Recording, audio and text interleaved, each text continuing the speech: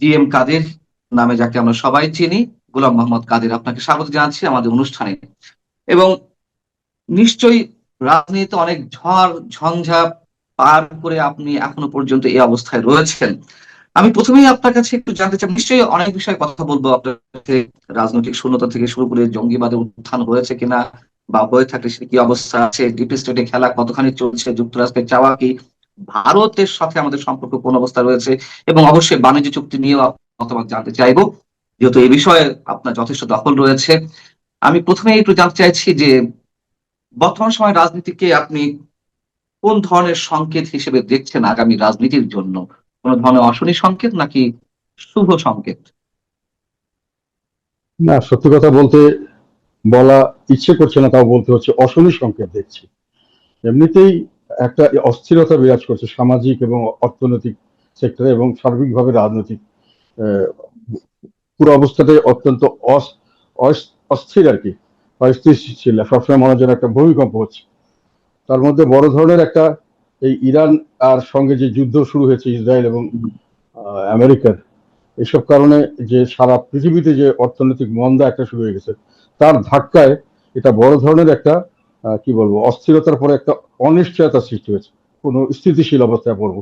আমাদের একটা ধারণা ছিল যে ইলেকশনটা করা হচ্ছে, একটা ইনক্লুসিভ ইলেকশন হবে, তার মাধ্যমে সবাই মিলে আবার দেশটাকে আমরা একটা স্থিতিশীল রাজনৈতিক পরিস্থিতি আসলে অর্থনৈতিক অনিশ্চয়তা বা স্থিতিশীলতার যে অসুবিধা দেখাচ্ছে, সামাজিক অস্থিরতা, এগুলো একটা জায়গায় স্তরে এসে কমে যাবে এবং আস্তে আস্তে এটা চলে যাবে। তখন আমাদের দেশে আবার বিনিয়োগ আসবে, স্বাভাবিক পরিবেশ সৃষ্টি হবে, আবার আমাদের ডেভেলপমেন্ট হবে, গ্রোথ হবে, জব ক্রিয়েশন হবে। তো এবারকার নির্বাচনটা যে কোনো কারণে হোক ইনক্লুসিভ হয়নি। আর বিভিন্নভাবে এই পাস্ট কেয়ারটেকার আমাদের অন্তর্বর্তীকালীন সরকারের কন্টিনিউটির মতো অনেক কিছু এখনো চলছে। ফলে স্বাভাবিকভাবে এই স্থিতিশীলতাটা আমরা নিশ্চিত হতে পারছি না। রাজনৈতিক স্থিতিশীলতার প্রশ্নে যথেষ্ট ধরনের একটা চ্যালেঞ্জ সামনে সরকারকে ফেস করতে হবে। কিন্তু আপনার নেতৃত্বে যে জাতীয় পার্টি, সেই জাতীয় পার্টি দেখলাম যে ইলেকশনে অংশগ্রহণ করলো। আপনি যে জাতীয় পার্টি, যে ইলেকশনকে বলছেন যে 12% মানুষও এতে অংশগ্রহণ করেনি, ভোট দেয়নি। যেই কয় পার্সেন্টই হোক, জাতীয় পার্টি দেখলাম যে একটা সিটও পেল না। আওয়ামী লীগকে তো একেবারে মোটামুটি রাজনীতির বাইরে রাখা হলো, শুধু নির্বাচন থেকেই নয়। এই জায়গা থেকে কি আপনার মনে হয় যে রাজনৈতিক শূন্যতা সৃষ্টি করার জন্য বিশেষ একটা শক্তি খেলা করছে, অথবা সেটি ডিপ স্টেটের খেলা বা যুক্তরাষ্ট্রের খেলা? আপনার কাছে কি মনে হয়, নাকি এটি সাধারণ গাণিতিক নিয়মেই চলছে রাজনীতিটা? আমার যেটা ধারণা হচ্ছে সেটা হলো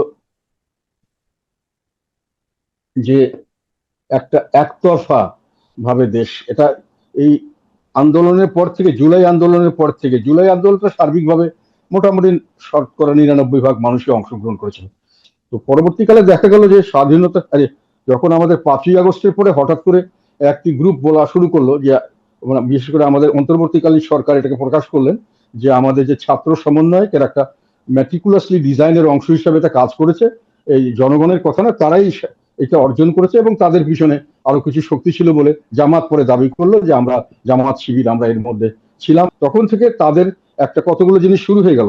সেটা হলো তারা একটি অংশকে, যেটাকে তারা মনে করছে যে কোনো না কোনো ভাবে যারা শেখ হাসিনার দ্বারা নির্যাতিত হয়নি কোনো ক্রমে, বা তারা যাদেরকে মনে করছে শেখ হাসিনার দোষর, যাকে মনে করছে তাদেরকে দোষর ট্যাগ দিয়ে তারা বাকি সবাইকে দেশপ্রেমিক বললো। যারা এই আন্দোলনে কিন্তু যারা সন্ত্রাসী জঙ্গি, যারা বিভিন্নভাবে সন্ত্রাস জড়িত ছিল, যারা বিভিন্ন সময় কারাগারে বিচার করে যাদেরকে আটক করে রাখা হয়েছে, সবই তারা দেশপ্রেমিক হিসেবে গণ্য হলো। যারা সাম্প্রদায়িক রাজনীতিতে মানে বেশি ভূমিকা রেখেছিলেন সেই আগে পাকিস্তান আমল থেকে শুরু করে সেই জামাত ইসলাম, সেই ছাত্র শিবির, তারা সবাই একটা দেশপ্রেমিক হিসেবে চিহ্নিত হলো। এবং অপরপক্ষ যা তার যেটা লিবারালস, মোরলেস লিবারালস, আওয়ামী লীগ বা তার সঙ্গে যারা ছিলেন বা আর বাকি যারা আমরা দল ছিলাম, তাদেরকে তারা একেবারে অন্যায়ভাবে একেবারে তার দোষর চিহ্নিত করে তাদেরকে তারা নিশ্চিহ্ন করে দেবেন, এই ধরনের একটি ঘোষণা দিলেন এবং নিশ্চিহ্ন করা শুরু করলেন। এখন রাজনৈতিকভাবে নিশ্চিহ্ন তো হলোই, তারপরে যেটা করলো পথে ঘাটে মব সৃষ্টি করে তাদেরকে যেখানে সেখানে দেখে হত্যা করা, তাদেরকে তাদের ব্যবসা বাণিজ্য ধ্বংস করে দেওয়া। আমাদের পার্টি অফিসে যখন মানে এদের কথা হলো এরা তাদের চেয়ে মতের বাইরে যে অর্ধেকের বেশি তাদেরকে এরা নিশ্চিহ্ন করে দেবেন। এবং সেই নিশ্চিহ্ন করার প্রক্রিয়া তারা এই এখন পর্যন্ত তারা ঘোষণা দিয়ে যাচ্ছেন, তাদের যারা নেতা তখন তৎকালীন সময় ছিলেন, যেহেতু তারা বলছেন আমরা অর্জনটা করেছি, জনগণের এখানে কিছু না, জনগণকে আমরা বোকা বানিয়ে সামনে নিয়ে এসেছিলাম। এখন এই অর্জনের সুফল আমরা ভোগ করব।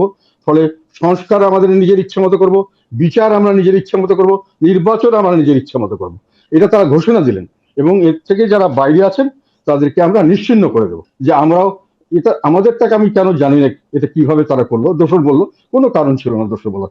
আমরা একটা সক্রিয়ভাবে এই আন্দোলনের সঙ্গে ছিলাম, প্রমাণ সাক্ষী, প্রত্যেকটা নিউজ পেপার, প্রত্যেকটা টেলিভিশনে আমাদের বক্তব্য আছে আন্দোলনের প্রথম থেকে শেষ পর্যন্ত। এবং আন্দোলনের পরে 2 মাস পর্যন্ত আমরা এদের সঙ্গে সর্বাত্মক সহযোগিতা করেছি। আমাদের পার্টির দোষর হওয়ার যে কয়েকজন ছিল, কয়েকটা লোক মাত্র। সার্বিকভাবে পার্টি কোনো সময় কারো দোষর ছিল না। আমরা আওয়ামী লীগের সঙ্গে যখন ছিলাম তখনও আওয়ামী লীগের খারাপ কাজকে আমরা সমর্থন করি নাই। আওয়ামী লীগের সঙ্গে মন্ত্রী হিসেবে থেকেও আমি মন্ত্রিত্ব থেকে রিজিগনেশন দিয়েছিলাম, যেখানে আমার মনে হয়েছে এটা দেশের জনগণের প্রতি আমার দায়বদ্ধতা আমি পূর্ণ করতে পারছি না। তার পরবর্তীকালে 2014 সালে নির্বাচন মন্ত্রী হিসেবে আমাকে বলা হয়েছিল যে আপনি নির্বাচন করেন এবং নির্বাচন থাকেন, আপনার আমার উইথড্রল এটা অ্যাকসেপ্ট করা হয়নি, আপনি এমপি হবেন, মন্ত্রী হবেন বিনা বিনা, কারণ অর্ধেক লোক তো চলে গেছে তখন। আমি কিন্তু সেটাও গ্রহণ করিনি। 2014 সালের পরে আমাকে মন্ত্রী হিসেবে, টেকনোক্র্যাট মন্ত্রী হিসেবে আহ্বান করেছে, আমি সেটাও গ্রহণ করিনি। এবং আমাদের দলের প্রায় 270 জনের মতো ক্যান্ডিডেট কিন্তু আমরা উইথড্র করেছিলাম। অনেককে বলা হয়েছিল যে আপনারা থাকেন, আপনাদের যে অপোনেন্ট সে নাই, কাজে আপনারা ডিক্লেয়ার হয়ে যাবেন। আমরা কিন্তু ওটা রাজি হইনি, অনেকে আমাদের সঙ্গে আছেন। কাজে আমরা কোনো সময় দোষর ছিলাম না। আমরা যখন আওয়ামী লীগের সঙ্গে ছিলাম তখন আমরা তাদের দোষর যে কারণে বলা হয় যে আওয়ামী লীগ যে চরম বিতর্কিত তিনটি নির্বাচন 2014, 2018, 2024 প্রত্যেকটিতেই আপনারা অংশগ্রহণ করেছেন। এবং একটা জায়গায় তো সাবেক রাষ্ট্রপতি হুসেইন মোহাম্মদ এরশাদ সাহেবকে জোর করে আনা হলো, যেটি আমরা পরবর্তী জানলাম ভারতের তৎকালীন পররাষ্ট্র মন্ত্রী সুজাত সিং উনি হঠাৎ করে চলে এলেন, তার সাথে বৈঠক করলেন এরশাদ সাহেবের সঙ্গে, এবং উনি যেতে বাধ্য হলেন, বা তিনি ওই সময় সিএমএইচে ভর্তি ছিলেন। অনেক ধরনের কাহিনী আমাদের সামনে বেরিয়েছে।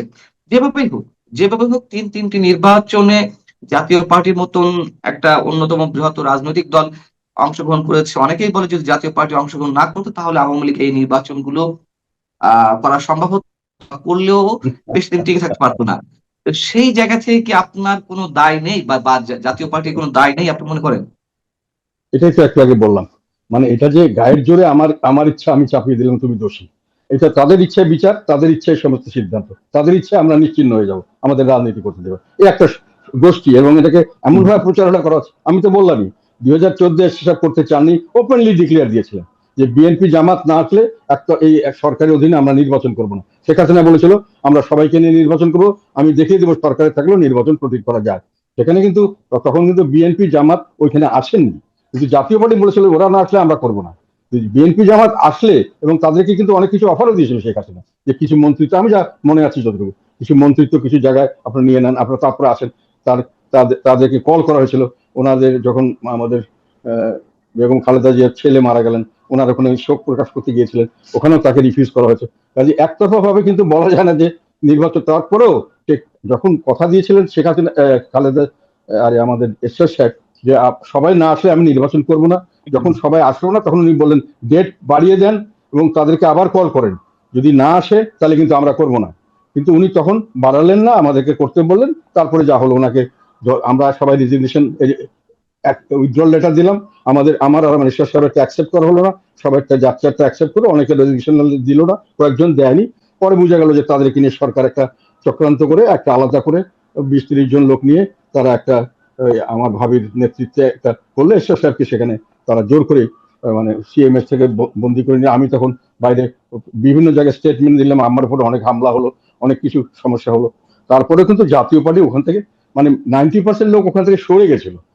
জাতীয় পার্টি যে করেছে এবং এককভাবে যে তারা দায়ী তাও নয়। আরেকটা কথা এখানে বলে দিই, যেটা দোষারোপ করার সময় সবাই বলে, তারপরে কিন্তু এই সরকারের আমলে, এই নির্বাচন কমিশনের আমলে, এই নির্বাচন সিস্টেমের আমলে অবস্থায় বিএনপি এবং অন্যান্য রাজনৈতিক দলগুলি লোকাল গভর্নমেন্ট ইলেকশন গুলি করেছে। তারপরে আবার 2018 সালে এসে সব নির্বাচন সকলেই করেছে। আর 2024-এরটা আমি ডিক্লেয়ার দিয়ে বলেছিলাম যে আমি করবো না এবং করতে চাইনি, পরবর্তীকালে আমাকে করানো হয়েছে। এবং সেই সরকারের আমলে আমি বলেছি যে আমাকে জোর করে করানো হয়েছে। আমি ওপেনলি ডিক্লারেশন দিয়েছি, আমি পেপারে স্টেটমেন্ট দিয়েছি, আমার যে ইন্টারভিউ আছে এগুলো আছে। তো সরকার আমলে বলেছে আমাকে জোর করে, আমি এর মধ্যে করার ইচ্ছুক ছিলাম না। সাম্প্রতিক যে সময়টি সেটি নিয়ে একটু প্রশ্ন করতে চাই। আপনি বলছিলেন যে স্বাধীনতা বিরোধী শক্তি, যুদ্ধাপরাধীরা তারা তাদের মতো করে সবকিছু করার চেষ্টা করছে। কি কথিত সংস্কার কিংবা বিচার কিংবা নির্বাচন। তারা যা করতে চাইছিল আপনার কি মনে হয় সেই খেলাটি এখনো চলছে? মানে বিশেষ একটি রাজনৈতিক শূন্যতা সৃষ্টির কোন জায়গা থেকে তাদের কি খেলা এখনো পর্যন্ত বাকি আছে আপনি কি মনে করেন? অথবা পেছন থেকে যে শক্তিগুলো খেলা করছে তাদের আম তাদের ভূমিকাটা এই মুহূর্তে কি?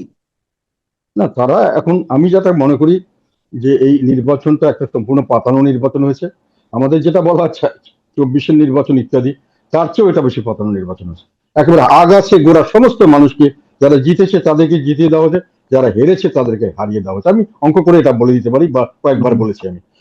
কাজে এখানে, এবং আমাদের ব্যাপারে আমি এটা যারা করেছে তাদের মুখ থেকে শুনেছি, সেই জন্য বলছি। তারা আমাকে খবর দিয়েছে যে আপনাদের কোনো হিসাব নিকাশ কিচ্ছু করা হয়নি, আপনাদের গুলোকে আগের থেকে রেজাল্ট ঠিক করা হয়েছে, আগের থেকে সবকিছু ঠিকঠাক করা হয়েছে, এবং আপনারা হারেননি, আপনাদেরকে হারিয়ে দেওয়া হয়েছে। এটা আগে ডিসিশন ছিল। মানে তারা আমাদের কাকে ওই একটা জামাত বাজেয়াপ্ত করে দেবে, সব সর্বত মিলে 1%-এর নিচে ভোট রাখবে, এগুলো করে তারা রেজাল্ট শিট সহ সমস্ত পেপারপত্র রেডি করে আগে থেকে রেডি করে দিচ্ছে। যে আমাদের ব্যাপারে কোনো ইলেকশনই হয়নি। যেটা হয়েছে, বাকিগুলো যেটা হয়েছে সেখানে ইলেকশনের তারা যেটা দেখিয়েছে যে 59.44%, তাহলে ভোট আমাদের হলো প্রায় 13 কোটির মতো, 12,77,00,000 ভোটার। সেখানে সিট আমাদের বুথ হলো 2,44,000, 44,659। এইটার মধ্যে 540 মিনিট বা 9 ঘন্টা সময়ের মধ্যে যদি তারা যেটা বলে সেই সেই ভোট কাউন্ট করতে হলে এক একটা ভোটারকে দুটো ভোট দেওয়ার জন্য, না ভোট হারানোটা এটার জন্য সময় দিতে হয় 2.25 মিনিট বা 104 সেকেন্ড। এটা তো একটা ইম্পসিবল, কারণ আর সমস্ত সময়, মানে 1 মিনিট 1 সেকেন্ডও নষ্ট করা যাবে না। এবং সব একটা বুথে না, সমস্ত সেন্টারের সব বুথে, এবং 300 আসনের সব সিট, সকাল থেকে রাত পর্যন্ত ভোট 104 সেকেন্ড পর পরই দুটো করে ভোট দেওয়া হবে। এটা সম্ভব ছিল না, তা দেওয়া হয়নি। মানে হুম। পুরা জিনিসটাই একেবারে 100% একটা পাতানো নির্বাচন। কাজে এটা তো ফ্রি হয় নাই, যেহেতু এখানে আওয়ামী লীগ সহ অনেককে বাদ দেওয়া হয়েছে, সবাইকে ইনক্লুসিভ ইলেকশন হয়নি। আর ফেয়ার হয়নি, যেহেতু আমাদের প্রতি বইমাত্র ছিল আচরণ। আমরা ইলেকশন কমিশনে গেছি, সেখানে আমাদের সঙ্গে কথা বলবে না। ইলেকশন কমিশন আমাদের সবাইকে ডাকছেন, আমাদেরকে ডাকবেন না, আমাদের কথা শুনবেন না। তারপরে আবার পরবর্তীকালে যখন এদের দুটোকে ভিআইপি ট্রিটমেন্ট দেওয়া হলো, তারা বড় বড় মিটিং করতে হাজার হাজার টাকা খরচা করতেছে, তাদের পিছনে প্রোটোকল। আমাদেরকে একটা পারমিশনও দিচ্ছে না অনেক জায়গায় মিটিং করতে গেলেই একটা ঝামেলা। ওখানে গিয়ে ওই বিরোধী যারা থাকছেন, বিএনপি বা অথবা এই আমাদের জামাতেরা আমাদের বাধা দিচ্ছে, আমাদের ক্যান্ডিডেটদেরকে বাসায় বাসায় গিয়ে থ্রেট করছে, আমাদের লিডারদেরকে থ্রেট করছে, 3 জন জেলখানা থেকে নির্বাচন করছে। যে আমাদেরকে কোনো সমান সুযোগ দেওয়া হয় নাই। তার মানে 11 কোটির চেয়ে বেশি মানুষ এই ভোটটাকে বর্জন করেছে, বা এই ভোটে আসেনি, বা এই ভোটে ইন্টারেস্ট পায়নি, যেটাই বলেন। কিছু লোক হয়তো বর্জন করেছে, কিছু লোক, মানে আমাকে অনেককে আমি জিজ্ঞাসা করেছিলাম যে বুঝতে পেরেছি। আপনারা আপনি আসলেন না তো কেন? একেবারে ম্যাথমেটিক্যাল হিসাবটি আমাদের সামনে দাঁড় করাচ্ছেন। এটা আমি যদিও চ্যালেঞ্জ করেছি, এবং নিশ্চয়ই এখনো চ্যালেঞ্জ হ্যাঁ। করছি, এখনো সবাইকে চ্যালেঞ্জ করছি, দেখিয়ে দেন যে আপনি না সাড়ে এখন চ্যালেঞ্জ 7 কোটি চ্যালেঞ্জ করে 59 লক্ষ। লাভটা কি? এখন চ্যালেঞ্জ করে লাভটা কি? মানে লাভটা হলো আমাদের এই, যে জি, জি লাভটা কি? না, লাভটা হলো এই যে ভোটটা কোনো ভোট হয়নি। কাজে, এবং যে আমি আরেকটা জিনিস ইন্টারেস্টিং যেটা খেয়াল করলাম, যেটা সবচেয়ে বেশি আমি মনে করি ইম্পর্টেন্ট, যে 11 কোটি লোক ভোট দেয়নি। তাদের মধ্যে অনেকেই বলেছে যে জামাত এবং বিএনপি তো একই জিনিস স্যার। এবং এটা অনেকে মনে করে এখনো আবার অন্তর্বর্তীকালীন সরকারের প্রফেসর ইউনূস এদের সঙ্গে আছেন। কোন সময় আবার দেখবেন যে উনি আবার প্রেসিডেন্ট হয়ে আসছেন কিনা। মানুষের মধ্যে এগুলো শঙ্কা। আমাদের কি পরিবর্তন হবে? লাভ তো কিছু হলো না। আমরা কার জন্য ভোট দেবো? এই ভোটের আমাদের কোনো লাভ হবে না। তাহলে কাজে অনেক আপনি কি মনে নিউট্রাল করেন ভোটার, নিউট্রাল, ডক্টর তার ইউনূসের খেলা এখনো আনডিসাইডেড। রয়েছে? আপনি কি মনে করেন যে ডক্টর ইউনূসের খেলা এখনো রয়েছে? তিনি রাষ্ট্রপতি হয়ে যেতে পারেন? অনেকের সংখ্যা রয়েছে। আপনি কি মনে করেন? না, আমি মনে করি এটা সম্ভব না। কেননা এখন যে পজিশনে চলে গেছে দেশ, এখানে ওনার গ্রহণযোগ্যতা যে পর্যায়ে গেছে, ওরা উনি উনি খুব, আমি ধারণা করি যে স্বাভাবিক পরিস্থিতি কোনো কারণে যদি এটা নর্মাল না হয়, মানে ওনার পক্ষে সমস্যা হবে। ওনার এবং ওনার সমস্ত প্রায় প্রায় যারা অ্যাডভাইজার ছিলেন, উপদেষ্টা, ওনাদেরকে অনেকে খুব ভালো মানুষ এবং অনেকেই খুব নিরীহ। কিন্তু এই পাওয়ার গেমটা খুব ডেঞ্জারাস গেম। এগুলোতে পরবর্তীকালে অনেক সমস্যার সৃষ্টি হতে পারে, আমি মনে করছি। অনেক কিছু এখন বেরিয়ে আসছে যেটা মানে ওয়ান যেটা আমার পয়েন্টে কাছে যারা মনে হচ্ছে যে ওনার জন্য ক্ষতিকারক। সেটা হলো যে কিন্তু কিন্তু আমরা কয়েকদিন তো আগে দেখলাম যে অনেকে হানা বলতে ভোটের জন্য সিএসআর, কর্পোরেট সোশ্যাল রেসপন্সিবিলিটি ব্যাংকের কিছু থাকে, সেখানে কত নীতিমালা থাকে। উনি ওখান থেকে প্রায় 100-200 কোটি টাকা নেওয়ার চেষ্টা করেছিলেন এবং ব্যাংক থেকে অর্ডার দেওয়া, ব্যাংকরা তারপর 3-4 কোটি টাকা ডিসবার্সমেন্ট হচ্ছে। তার মধ্যে একজনকে কোনো বৈষম্য বিরোধী, তাদের কোনো রেজিস্ট্রেশনই ছিল না। তো আমার যে প্রশ্নটা ছিল যে সেটা হচ্ছে যে আপনি বলছেন যে ডক্টর ইউনূসের অনেক ধরনের ক্ষতি হতে পারে তিনি যেসব কর্মকাণ্ড করেছেন বা, কিন্তু আমরা দেখছি যে উপদেষ্টা পরিষদের প্রায় সবাই সেফ এক্সিট পেয়ে যাচ্ছে, তাদের বিরুদ্ধে অসংখ্য ধরনের অভিযোগ, তারপরে কোনো ব্যবস্থা নেওয়া হচ্ছে না। তাহলে তিনি কিভাবে ক্ষতির সম্মুখীন হতে পারেন? আপনি এটি কোন জায়গা থেকে আশঙ্কা করছেন? এটা আমি মনে করছি এখন যেটা ঘটনা ঘটেছে, যেমন আমি বললাম নির্বাচনটা সম্পূর্ণ একটা ইঞ্জিনিয়ারিং হয়েছে, আমাদেরকে বাদ দেওয়া হয়েছে, হুম, যাকে হুম। যাকে নেওয়া হয়েছে এটা সাজিয়ে গুছিয়ে নেওয়া হয়েছে। এটার মধ্যে তো মেইন হোতা বা মেইন, যেহেতু সরকারের প্রধান ছিলেন তখন তত্ত্বাবধায়ক সরকার, আর এই অন্তর্বর্তীকালে সরকার প্রধান ছিলেন ডক্টর মোহাম্মদ ইউনূস, কাজে ওনার আন্ডারেই তো ঘটনাটা ঘটেছে, ওনার আন্ডারেই হ্যাঁ, তো হ্যাঁ। সরকার গঠিত হয়েছে, যারা এখন হয়েছে ওনার আন্ডারেই তো বিরোধী দল গঠিত হয়েছে এবং যারা এমপি হয়েছে। কাজেই এখন পর্যন্ত তো ওনাকে টাচ করার আহ, কথা নয়, কারণ যারা এখন আছেন তারা তো ওনার উপর অসন্তুষ্ট হওয়ার কোনো কারণ নেই, যারা হুম, ক্ষমতায় হুম। আছেন at least। যদিও ওনারা জি, হয়তো নিজেরাই সরাসরি জড়িত ছিলেন না, কিন্তু ওনারা ক্ষমতায় গেছেন এখনো, যে কোনো ভাবে হোক ডাক্তার ইউনূস তাদেরকে হেল্প করেছে ক্ষমতায় আসতে, কাজেই তার প্রতি তো তাদের একটা কৃতজ্ঞতা থাকাটাই স্বাভাবিক। তবে তাহলে আমি ক্ষতি। যেটা বলছি, হ্যাঁ, জি। ক্ষতির ব্যাপারটা হবে এনারা, এটা ক্ষতি তো এটা হবেই, যেহেতু জিনিসগুলোকে ওনারা কতদিন ধামাচাপা দিয়ে রাখবেন। আমি যেটা বলছিলাম, হানা ভোটের জন্য প্রায় কোন বিবিসিটি বিভিন্ন জায়গায় দেখলাম 100 বা 200 কোটি টাকা ওনার সিএসআর ফান্ড থেকে, কর্পোরেট সোশ্যাল রেসপন্সিবিলিটি ফান্ড থেকে দিতে চেয়েছিলেন। তার মধ্যে অলরেডি 4 কোটি টাকা ডিসবার্স করেছেন কিসের জন্য? হানা ভোটের জন্য, যেটা হুম, হুম। অনৈতিক। কেননা এই হানা ভোটটা আমি আগাগোড়াই বলেছি যে এটা একটা অর্ধসত্যকে অত্যন্ত অস্বচ্ছ প্রক্রিয়া, আমার ধারণায় অস্বচ্ছ প্রক্রিয়ায় মানুষকে একটা বোকা বানানোর চেষ্টা করেছে সেটা এবং কিন্তু সেখানে বিতর্ক অর্থ। হয়েছে প্রায় শেষ পর্যায়ে। আমি ২-৩টা প্রশ্ন আপনার কাছে একটু করতে চাই। সেটা হচ্ছে যে আম আ এখন খেলছে কারা? নাকি খেলা থেমে গেছে? সাধারণত বিরোধী শক্তি ও থেকে শুরু আচ্ছা করে আচ্ছা, না ওই বিদেশি যে কথাটা তো, শক্তিগুলো ছিল, এখন কি না খেলা চলছে এখন, আপনার মনে হয়? না খেলা আপাতত থেমে গেছে? না খেলা তো থামেনি, অফকোর্স নট। এখন আমাদের দেশের রাজনৈতিক ভবিষ্যৎ আমাদের দেশের জনগণের চেয়ে বাইরের মানুষই ডিসাইড করছে বলে আমার হুম, হুম। ধারণা হচ্ছে। এটা দুর্ভাগ্যক্রমে এটাই আমার কাছে সত্য মনে হচ্ছে। কাজে খেলা তো চলছেই বিভিন্ন কারণে। যেমন গতবার ইলেকশনের আগে আওয়ামী লীগকে বাদ দিয়ে না আসলে জামাত ক্ষমতা আসতে পারবে না, জামাত অলরেডি ক্ষমতা এসেই গেছে, এরকম একটা ধমক তোলা হয়েছিল। কিন্তু মানে, কেননা জামাত সব মেশিনারি কিনে ফেলেছিল। পরে যে কোনো ভাবে দেখা গেল জামাত আসলো না, কিন্তু আওয়ামী লীগকে বাদ দেওয়ার পরে বিএনপি আসলো, মানে মন্দের ভালো, যাতে করে একটা সাম্প্রদায়িক শক্তি থেকে দেশকে রক্ষা হলো। তো এগুলো তো একেবারে স্বাভাবিক প্রক্রিয়া হয় নাই। তবে যারা জামাতকেও করতে চেয়েছিল তাদেরও একটা কোনো উদ্দেশ্য ছিল, যারা জামাতকে করতে দেয়নি তাদেরও একটা কোনো উদ্দেশ্য আছে। কাজে তারা তো এখনো, সেই খেলা তো এখনো শেষ হয়নি। এবং সবচেয়ে বড় কথা যেটা আমি মনে করি সবাই ইগনোর করছে, যে 11 কোটি মানুষ এই ভোটে অংশগ্রহণ করেনি, প্রায় অংশগ্রহণ করেনি। এবং তাদের মধ্যে বিশাল অঙ্কের মানুষ এখনো যারা বাইরে আছে, আনডিসাইডেড আছে। এবং বাইরে যে রাজনৈতিক দলগুলি আছে সেগুলোর মধ্যে আওয়ামী লীগ আছে, একটা অত্যন্ত শক্তিশালী রাজনৈতিক দল, এটা সম্পর্কে আমরা আন্ডারস্টিমেট করছি। তারপরে আরো অনেক বিষয় আছে, যে কাজেই এই জিনিসগুলো থাকার কারণ অবস্থায় কখনোই এটা স্বাভাবিক দেশ স্বাভাবিক পরিস্থিতিতে যেতে পারবে না। আর এই যে খেলা যেটা বলা হলো, এখনো হয়তো সামনের দিকের ভবিষ্যৎ নির্ণয় করা হবে এইসব খেলা দেখেই। অনেকের অনেক ইন্টারেস্ট আছে এবং সেই ইন্টারেস্ট গুলো কে কিভাবে আহ, মানে শেষ পর্যন্ত নিয়ে যাবেন, এটাই দেখার বিষয়। যেমন যেমন বাণিজ্য চুক্তির কথা বলি একটা আমি। বাণিজ্য জি। চুক্তি যেটা হলে না, খুব আলোচনা হচ্ছে, এই জন্য বলছি। বাণিজ্য চুক্তির সময় আমার একটা মজার ব্যাপার হলো, আমি কমার্স মিনিস্ট্রি চালিয়েছি, যারা করলেন এবং যারা এটাকে, যাদের কথা বলেন, যারা কনসেন্ট নিয়ে দিয়েছেন, এনাদের সবার কিন্তু একটাই শুধু লক্ষ্য ছিল, সেটা হলো ক্ষমতা থাকা অথবা ক্ষমতায় যাওয়া, ক্ষমতা কেন্দ্রিক। এনারা কিন্তু দেশ জনগণ কোনো কিছুর ভবিষ্যৎ কিছু দেখেননি, জি। ওরা কোনো হিসাব নিকাশ করেননি। ওরা বলছে যে আমরা করতে চাই কেন, তত যারা ছিলেন অন্তর্বর্তীকালীন সরকার ক্ষমতা দীর্ঘায়িত করতে চেয়েছিলেন। আর যারা বলেছেন, যাদের কনসেন্ট নিয়েছে, তারা মনে করেছেন যে এই আমেরিকার সঙ্গে থাকলে তাদের পাওয়ারে যেতে পারবে।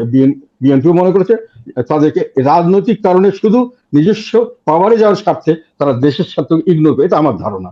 যেটা দরকার ছিল সেটা হলো, যদি আমরা এটা করি তাহলে আমাদের ভালো কি হবে খারাপ কি হবে, যদি না করি ভালো কি হবে খারাপ কি হবে, খালি ইকোনমিক না, রাজনৈতিক দিক থেকে এগুলো একটা বিশ্লেষণ করে এটাকে মোটামুটি একটা সবাই মিলে বসে বা একটা প্রচার করে তারপরে। আর প্রথম কথা বলা ছিল, আমি হলে যেটা বলতাম, আমেরিকাকে বলতাম আমি নন ডিসক্লোজার কোনো আমি মানতে পারবো না, এটা আমাদের দেশের সংবিধান পারমিট করে না, আমার বিবেক পারমিট করে না। আমাকে দেশবাসীর কাছে আমি দায়বদ্ধ। এই দেশটা হলো সাধারণ নাগরিক, তাদের দেশ। আমরা, আমার একার কোনো দেশ না। কাজেই দেশবাসীকে গোপন করে আমি কোনো কিছু করতে পারবো না, দেশের কোনো স্বার্থে। কোনো স্বার্থ সবশেষ কাটা অসম্ভব। পর্যায়ে আপনার কাছে যে বিষয় জিজ্ঞাসাটা, এর উত্তরটা নিয়ে আমরা শেষ করব। সেটি হচ্ছে যে আপনি রাজনৈতিক শূন্যতার কথা বলছেন, আওয়ামী লীগকে আন্ডার এস্টিমেট করার কথা বলছেন, জাতীয় পার্টিকে জোর করে একেবারে নিশ্চিহ্ন করে দেওয়ার কথা বলছেন। এই সবের সঙ্গে মিলিয়ে বাণিজ্য চুক্তিটা যদি সামনে নিয়ে আসি, আমি ভূ রাজনৈতিক জায়গা থেকে যদি আপনাকে প্রশ্ন করি, এই বাণিজ্য চুক্তি কেন্দ্র করে এবং যে এই রাজনৈতিক বিষয়গুলো চলছে সেগুলোকে কেন্দ্র করে আপনি সামনে কোন বাংলাদেশকে দেখছেন? অত্যন্ত অনিশ্চিত ভবিষ্যৎ। আমি মনে করি যে, যেটা প্রথম বলেছিলাম, অশনি সংকেত। আমাদের হুম, দেশের সামনের দিকে যেটা বড় সমস্যা আমি মনে করি দেখা দিতে পারে, রাজনৈতিক অস্থিরতা আরো বাড়তে পারে এবং এটাকে সাংঘর্ষিক দিকে চলে যেতে পারে। যদি দমন পীড়ন নীতি শুরু হয়, তাহলে দেশে একটা গৃহযুদ্ধের পর্যায়েও যেতে পারে, এটা আমি আশঙ্কা করি। আর তার আগেই যে যে পরিস্থিতি আমাদের দেশে অর্থনৈতিক যে অবস্থার সৃষ্টি হয়েছে, আমি মনে করি দেশে একটা দুর্ভিক্ষ অবস্থা আসতে পারে। এটা আমি আমার আশঙ্কা থেকে বলছি, এটা হবে। হুম, আমি ডেফিনিট না, বাট আমার হিসাবে বলছি। আমি কয়েকটা রিপোর্ট, ওয়ার্ল্ড ব্যাংকের রিপোর্ট, ওয়ার্ল্ড ফুড ফর, এদের রিপোর্ট গুলো আমি দেখছি, এখানে আছে আমার কাছে। প্রত্যেকেই বলছে যে দারিদ্র সংখ্যা বাড়ছে, বেকারত্ব বাড়ছে, মানুষের কি খাদ্য সংকট হবে, প্রায় এত কোটি মানুষের খাদ্য সংকট হবে। ডিসেম্বরের মধ্যে 1.5 কোটি মানুষ খাদ্য সংকটে পড়বে। তারপরে বলা আছে যে অতি দরিদ্র হয়ে গেছে কত দেশে, দরিদ্র এবং অতি দরিদ্র সংখ্যা বাড়ছে। 1.5 কোটি 2 কোটি লোক অতি দরিদ্র হয়ে গেছে, নতুন দরিদ্র হচ্ছে। কাজেই আশঙ্কা হচ্ছে যে না খেয়ে থাকা লোকের সংখ্যা বাড়ছে, অর্ধভুক্ত হয়ে খেয়ে দেশের সংখ্যা বাড়ছে, এবং এরা যে কোনো সময় এটাকে একটা বিস্ফোরণ পরিস্থিতি সৃষ্টি হতে পারে। তাকে ম্যানেজ করার মধ্যে যে সার্বিক পরিস্থিতি, অর্থনৈতিক পরিস্থিতি বাংলাদেশে এই মুহূর্তে নাই। এখন রাজনৈতিক পরিস্থিতি যদি এটা স্বাভাবিক না থাকে, তাহলে এটা বড় ধরনের একটা বিপর্যয় ডেকে আনতে পারে। যত দমন নিপীড়ন হবে, ততই কিন্তু এই জিনিসটিকে মানে সহিংসতার দিকে যাবে, এবং সহিংসতার দিকে গিয়ে গৃহযুদ্ধের মতো অবস্থা সৃষ্টি হয়ে যেতে পারে। কাজে সামনের দিকে অনেক ধরনের সমস্যা হওয়ার আশঙ্কা আমি করছি। হবে, আমি মনে করছি এটা হবে না। আমি মনে করছি সরকারের একটা শুভ বুদ্ধির উদয় হবে এবং সকলে মিলেমিশে দেশটা চালানোর জন্য ওনারা চেষ্টা করবেন। আমরা ব্যক্তিগতভাবে, আমি এবং আমার দল সর্বতভাবে বর্তমান সরকারকে সহায়তা করতে চাই। আমরা ভালো, দেশটা ভালোভাবে চলুক, দেশের মানুষ খেয়ে পরে বেঁচে থাকুক, শান্তিতে ঘুমাতে পারুক, সামনের দিকে একটা সুন্দর ভবিষ্যৎ আমাদের ছেলেমেয়েরা দেখুক, এটি আমার কামনা। হুম। এই আশাবাদী তো অবশ্যই আমাদেরকে ধ্বংসস্তূপের মধ্য থেকেও করতে হয়। আপনি সেই আশাবাদের কথাই আমাদেরকে শোনাচ্ছেন, নিশ্চয়ই আমরা আশাবাদী হতে চাই। অনেক অনেক ভালো থাকবেন জি এম কাদের আপনি এবং আপনার জাতীয় পার্টির জন্য